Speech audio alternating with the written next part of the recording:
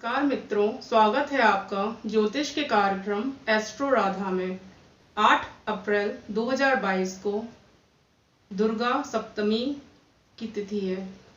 इन नवरात्रों में सप्तमी तिथि का विशेष ही महत्व होता है।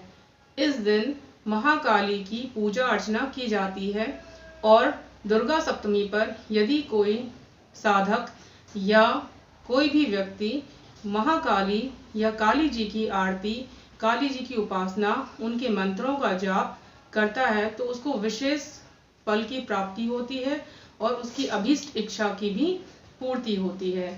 महाकाली माता जो कि सभी भक्तों का कल्याण करने वाली हैं और सभी के दुखों को दूर करती हैं, उनकी इच्छाओं की पूर्ति करती हैं और शत्रुओं का नाश करती हैं।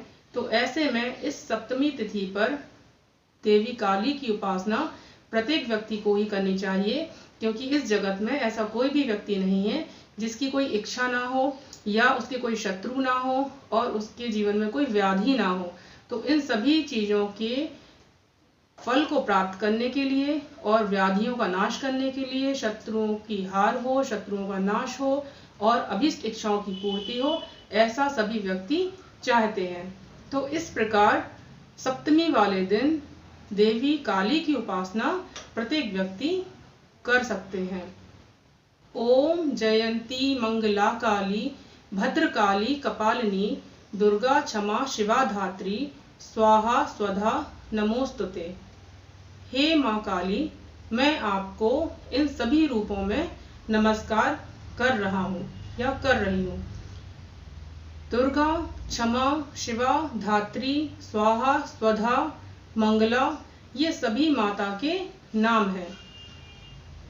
जयंती अर्थात जो सभी जगह विजयी हो जाए, सर्वत्र जिनकी जय हो, वो जो सबसे ज्यादा उत्कृष्ट हो, सर्वश्रेष्ठ हो, ऐसी जयंती माता को मैं प्रणाम करता हूँ। मंगला, जो प्रत्येक व्यक्ति का मंगल करती हो और हर भक्त का सुख प्रदान करने वाली हैं और मंगल करने वाली हैं, ऐसी मंगला देवी को मैं नमन करता हूँ। काली, जो कि दुखों का नाश कर रही है और संकट के समय या सृष्टि का ग्रास बना ले प्रलय के समय, ऐसी काली देवी को मैं नमन कर रहा हूँ। काली देवी जो कि प्रलय के समय सृष्टि को ही अपना ग्रास बना लिया है उन्होंने, ऐसी काली देवी को मैं नमन कर रहा हूँ। भद्र काली अर्थात जो अपने भक्तों को भद्र और सुख प्रदान करने वाली है, ऐसी भद्रकाली को मैं नमस्कार कर रहा हूँ। भद्रकाली कपालिनी, जो अपने हाथ में कपाल लिए हुए, गले में मुंड की माला धारण किए हुए, ऐसी कपालिनी देवी को भक्तजन नमस्कार कर रहे हैं। तो इस प्रकार से ओम जयंती मंगला काली भद्रकाली कपालिनी दुर्गा क्षमा शिवा धात्री स्वाहा स्वधा नमोस्तुते। इतनी करुणामयी माता है जो अपने समस्त भक्तों के गलतियों को और उनके अपराधों को क्षमा कर देती हैं, इसीलिए मैं उनके क्षमा स्वरूप को भी नमस्कार कर रही हूँ। तो इस प्रकार शिवा अर्थात सबका कल्याण करने वाली, शिव करने वाली देवी शिवा को भी मैं नमस्कार कर रही हूँ।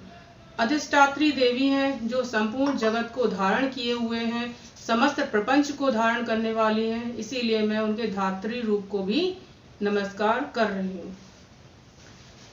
कपालिनी दुर्गा क्षमा, दुर्गा अर्थात जो कि दुस्साध्य साधनों से प्राप्त हों, अर्थात जिनको बहुत ही कठिन जप तप से प्राप्त किया जाए, ऐसी दुर्गा देवी को भी मैं नमस्कार कर रहा हूँ। और यज्ञ में जो आहुति देवताओं का पोषण करने वाले हैं, उस स्वाहा रूप को भी मैं नमस्कार करती हूँ।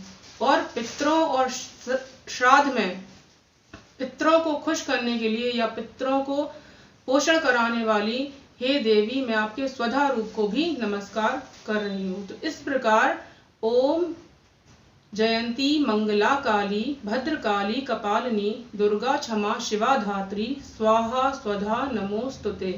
इस मंत्र में देवी के विभिन्न विभिन्न रूपों का हमने ध्यान किया है और देवी के विभिन्न नामों का हमने स्मरण किया है और देवी के काली और भद्रकाली रूप को नमन करते हुए देवी दुर्गा के इन नवरात्रि में सप्तमी तिथि पर यदि कोई व्यक्ति इस मंत्र का 108 बार सुबह और रात्रि में 12 बजे के समय यदि जाप करता है अभीष्ट इच्छा का संकल्प लेके, तो देवी काली उसके शत्रुओं का नाश करने वाली होती हैं और उसकी इच्छाओं को पूर्ण करती हैं और उसके जीवन में जितनी भी समस्याएं हैं उनका नाश करने वाली होती हैं।